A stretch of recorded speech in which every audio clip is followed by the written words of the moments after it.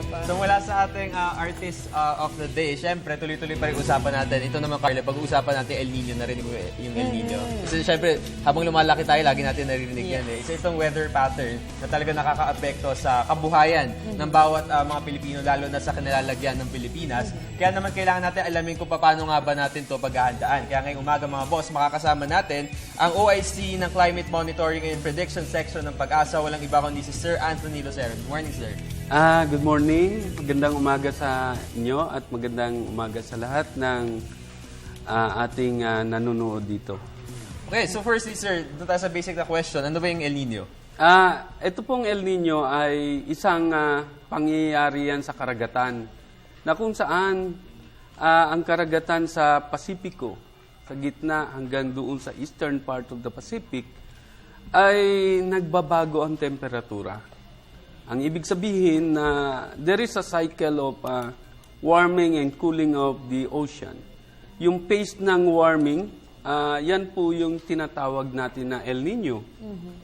At kailangan magkaroon ito ng kumpletong proseso. Sapagkat hindi naman po ang dagat ang nagbibigay sa atin ng ulan, kundi ang atmosfera. Na kung saan ang moisture nagiging clouds and become the rainfall. At yan po ay nakaka-impluensya sa sirkulasyon ng hangin. Yang hangin na yan ang nagdadala sa atin ng moisture. At pag umiinit po ang karagatan o tinatawag na nating El Nino, ay nadideprive tayo ng moisture. Kaya sa ganon, ang nangyayari ay nababawasan ang ating pagulan. Ibig sabihin po, di ba, ang El Nino, ibig sabihin nito, para mas maintindihan ng marami, no? Ibig sabihin, grabe na ang pag-init sa bansa. Tama, may pagtuyot na magaganap. Tama po ba? Yes, tama yun.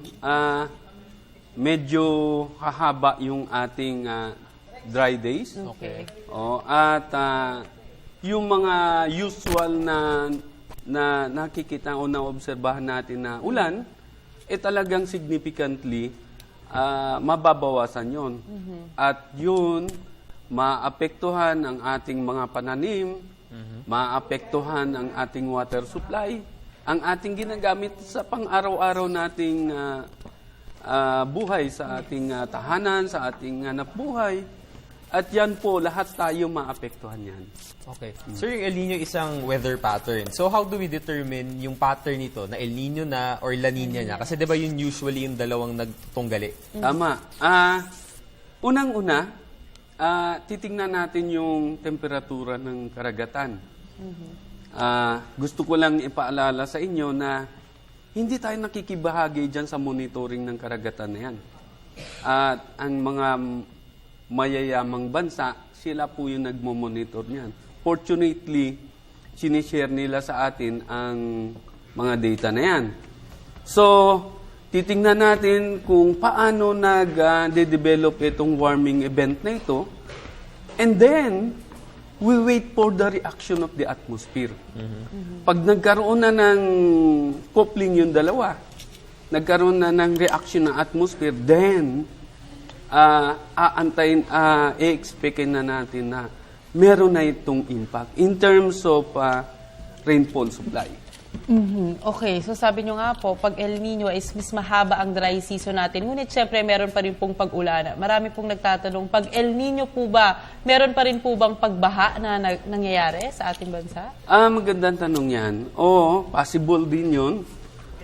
Sa aming pong pag-aaral, sa mga na-record po naming nung mga nagdaang taon, maraming nagdaang taon, napapansin po namin na bago magkaroon ng warming event, kasi medyo technical yun, o El Nino, bago magkaroon ng El Nino, nagkakaroon ng excessive rainfall. So itong nararamdaman natin ngayon, sir, possible? Possible po yan. Maaring isa na ito sa mga sinyales, signals.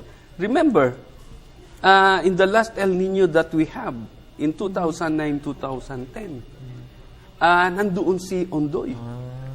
And all of a sudden, pagkatapos ng pagkalaki-laking bahaan sa Metro Manila, nagkaroon ng El Nino at marami na apektuhan. Katulad ng Mindanao, naalala ko noon, nagkaroon sila ng shortage ng power. Kasi mas malaking bahagi ng power generation nila ay kinukuha yan sa hydropower. At ang hydropower gumagamit ng tubig at ang tubig ay nanggagaling sa ulan. At pag nabawasan ng ulan, kukonti ang tubig, kukonti rin ang energy generation. Ganyan po. So yan, Carla, nakikita natin, at least nakaklarify natin yung ibig sabihin na pattern siya. Yes. Na before mag-hit mismo yung El Nino, talagang rumaragasa yung malalakas na ulan. Pero sir, during the El Nino period itself, papasukin pa rin ba tayo ng mga bagyo? Kasi di ba usually, sir, more than 20 na bagyo per year yung Yes. pumapasok. Yes, possible pa rin yun. Mangyayari pa rin na, possible pa rin na mangyari na magkaroon tayo ng mga super typhoon. At possible pa rin mangyari na magkaroon tayo ng bahaan. Kaya lang, in totality, pag tiningnan natin yung rainfall na yan o yung supply ng ulan natin, malaki ang kabawasan. So, in terms of number of rainy days and in terms of volume of water. Okay. Ayan. Ito, sir, gusto ko itanong kasi alam mo, Jules, naalala ko, this year talaga inaasahan tong El Nino. Nakailang interviews na rin tayo. Kumbaga marami na rin tayong tinatanong or na-interview kung ano ba yung paghahandang ginagawa natin sa pagdating ng El Nino. Sir, dumating na po ba o tumama na po ba sa atin ang El Nino? Hindi pa. Okay. Patuloy pa rin namin sinusundan ng development, evolution ng El Nino 2014. Okay. Nakita natin in the past months na nagkaroon ng pag-init ng karagatan ng Pasipiko, and then all of a sudden nagkaroon naman ng cooling, at ngayon patuloy na naman umiinit ang karagatan. At ang aming binabantayan ng mga senyales, nakikita na namin nagkakaroon na ng reaction ng atmosphere. Yes. So, yung malawakang pag-ulan and possible flooding o flooding na nararanasan natin, ito po ay maaring isa ng bahagi ng Kumbaga, intro warming na siya. event. Gusto ko lang ipaalala sa inyo na there is a 60 to 65% possibility of El Nino development towards the end of the year. Okay.